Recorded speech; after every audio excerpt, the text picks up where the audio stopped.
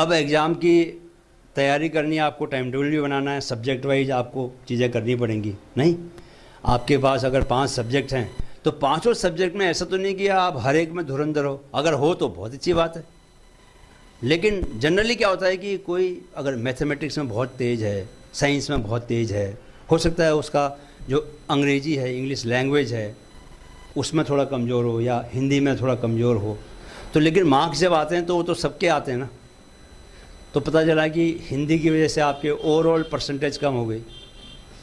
तो आप चाहोगे कि सभी में, इसलिए वो संतुलन बनाना बहुत ज़रूरी है। संतुलन आपको बनाना पड़ता है। उसके लिए आपको चेक करना पड़ेगा कि आपके जो एग्ज़ाम हुए हैं, प्री बोर्ड एग्ज़ाम हुए हैं, प्री बोर्ड एग्ज़ाम में कैसे कैसे आपके मार्क्स आए हैं। तो जिस सब्जेक्ट में पहले प्री बोर्ड एग्ज़ाम में सपोज करो आपके किसी में सब्जेक्ट में 70 नंबर आए हैं और दूसरे अगले प्री बोर्ड एग्ज़ाम में उसमें आपको 85 आए हैं, तो दैट मीन्स कि उस सब्जेक्ट में आप प्रोग्रेस कर रहे हो, वो सब्जेक्ट आपका स्ट्रॉन्ग है। तो आप उसको थोड़ा सा कम भी टाइम दोगे चलेगा, क्योंकि आप कॉन्फिडेंट फील करते हो उससे, तभी आपके मार्क्स आए। लेकिन कोई सब्जेक्ट ऐसा है जिसमें कि पहले 70 मार्क्स आए और फिर बाद में आपके 60 मार्क्स आ गए, दैट मीन्स कि आप सब्जेक्ट में थोड़ा सा आपका गड़बड़ है, नीचे जा रहा परफॉर्मेंस। सो उसको थोड़ा ज़्यादा ध्यान से आपको पढ़ना पड़ेगा। तो आपको पढ़ाई करने के लिए सब्जेक्ट वाइज जिस सब्जेक्ट में आप ज़्यादा स्ट्रॉन्ग हैं उसको थोड़ा टाइम आप कम भी देंगे चलेगा, लेकिन जो आपके सब्जेक्ट्स वीक हैं उसको ज़्यादा टाइम दें। अच्छा, एक बात और मैं आपको बता दूं कि आपको ह्यूमन माइंड की क्वालिटी समझनी पड़ेगी। कोई बच्चा जो 3 घंटे तक लगातार पढ़ता है, उसकी तुलना में जो बच्चा 40 मिनट पढ़ता है फिर 5 मिनट का रेस्ट लेता है, 40 मिनट पढ़ता है 5 मिनट का रेस्ट लेता है, वो ज़्यादा स्मार्ट है और उसका परफॉर्मेंस उससे ज़्यादा अच्छा रहने वाला है। क्यों? जब भी आप पढ़ने बैठते हो, सपोज करो आकांक्षा ने डिसाइड किया कि 8 से लेकर 8:40 तक पढ़ाई करेगी, राइट? और तुम्हारा नाम क्या बेटा? सृजल ने डिसाइड किया कि वो 8 से लेकर 11 बजे तक पढ़ेगी, 3 घंटा, राइट?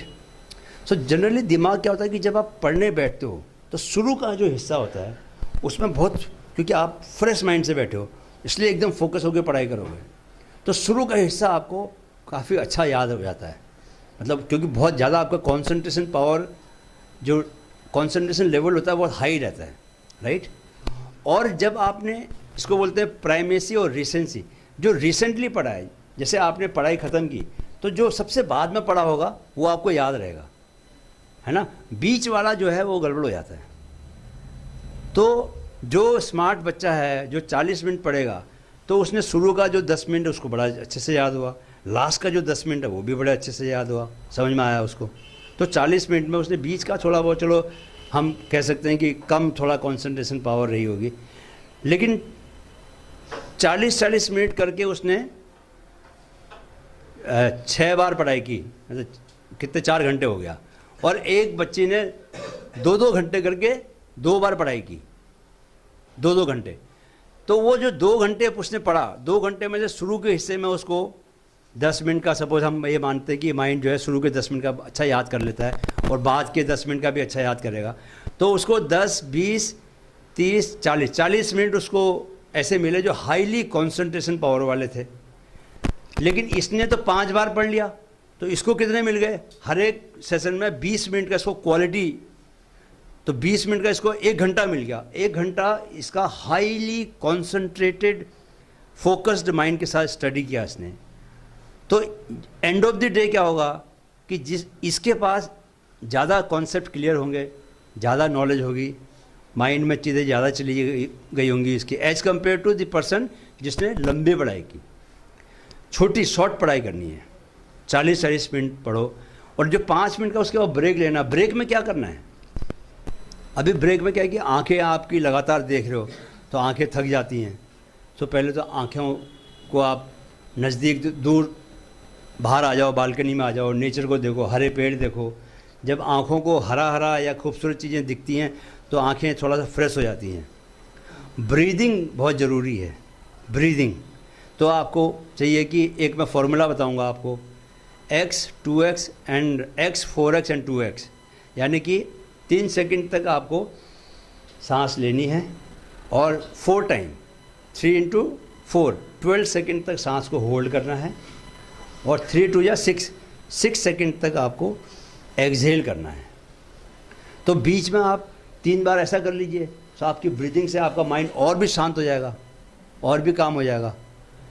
तो ये बीच बीच में 5 मिनट करने के बाद फिर से आप पढ़ने बैठिए। तो इस तरह अगर आप पढ़ेंगे तो आपका जो आउटपुट है वो आप हमेशा आपको अच्छा मिलेगा, है ना। लंबी पढ़ाई मत कीजिए, शॉर्ट पढ़ाई कीजिए।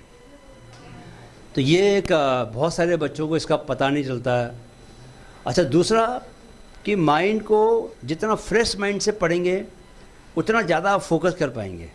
तो फ्रेश करने के लिए क्या है कि जो चीज़ें आपको अच्छी लगती हैं, ऐसा नहीं कि एग्ज़ाम के दिनों में 2 महीने तक आप बिल्कुल एकदम संत और त्यागी बन जाएं, बिल्कुल बलिदान कि कुछ नहीं करना है, नो रिक्रिएशन, कुछ नहीं, कमरे में बैठे रहना है। ऐसा करेंगे तो अपने पैर पे कुल्हाड़ी मारेंगे।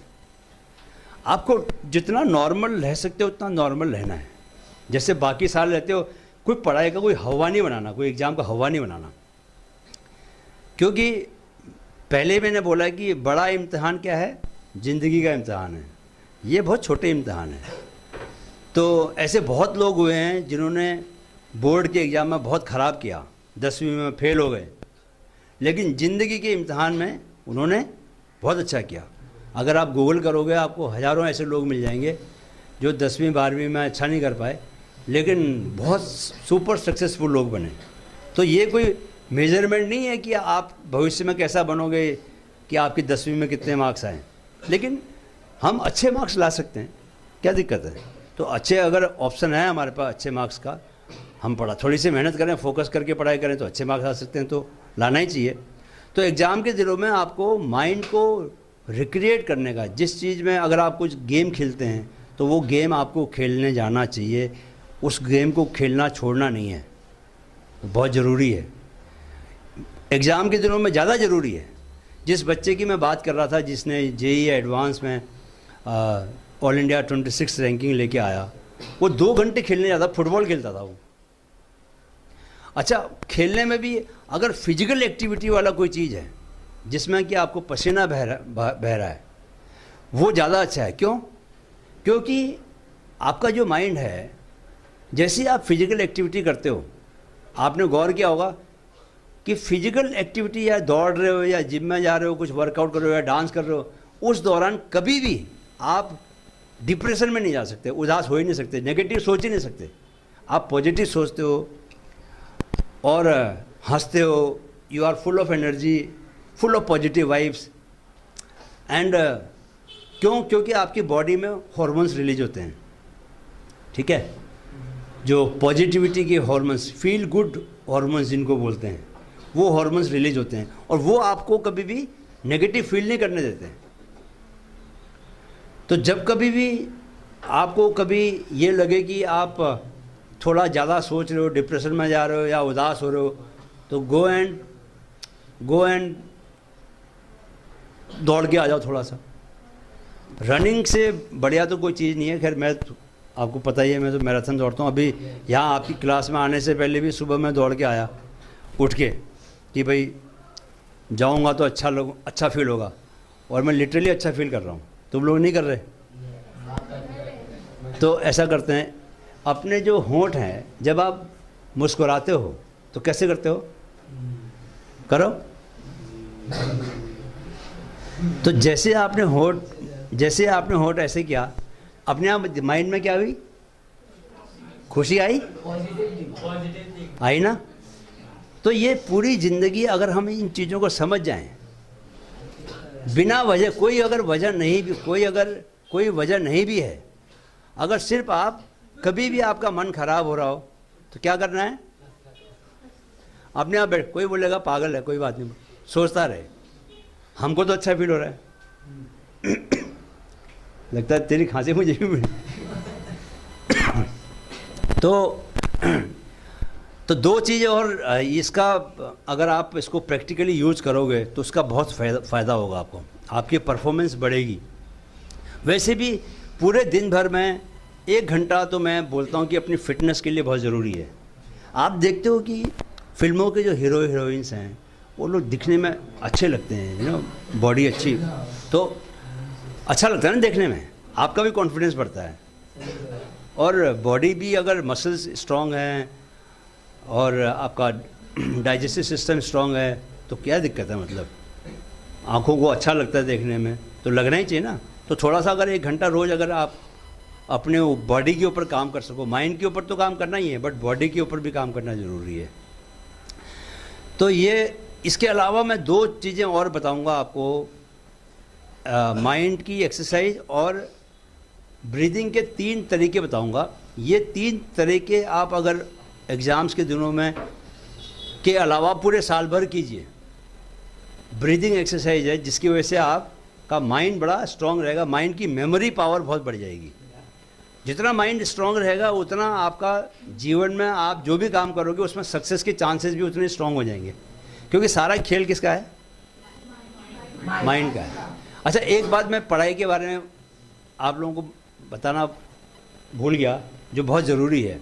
कोई भी सेशन जो पढ़ाई का, तुम 40 मिनट जैसे पढ़ाई की, ख़त्म करने से पहले जब आप उठते हो उसके बाद आप अपने से सवाल पूछो, क्विज योरसेल्फ कि जो पढ़ा, अच्छा आपने केमिस्ट्री में ये पढ़ा, इसका क्या मतलब है, इस फॉर्मूले को दोबारा से पढ़ बताओ, क्या फॉर्मूला याद किया कि नहीं किया। यानी जो आपने पढ़ा उसी में से आप क्वेश्चंस बना के खुद को क्विज करो। क्या होगा उससे, आपका माइंड में और भी स्ट्रांगली बैठ जाएगा।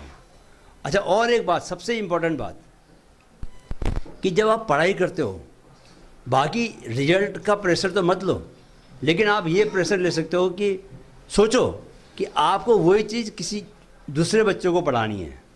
अगर आप मन में ये बात ऐसा मान के चलोगे कि जिस सब्जेक्ट को आप पढ़ रही हैं या जो टॉपिक आप पढ़ रहे हैं वो टॉपिक आपको दूसरे को पढ़ाना है, तो वैसे ही आपका पढ़ने की इंटेंसिटी बदल जाती है। फिर आपकी जो इंटेंसिटी है वो आप हाई इंटेंसिटी से पढ़ाई करते हो। ध्यान बातें मत करो, हाई इंटेंसिटी से पढ़ाई करते हो, तब आपको वो ज़्यादा अच्छे से याद रहता है। तो इसके लिए सिर्फ आपको क्या करना है, मन में सोचना है कि ये जो मैं पढ़ाई कर रही हूँ ये मुझे किसी और को पढ़ाना भी है।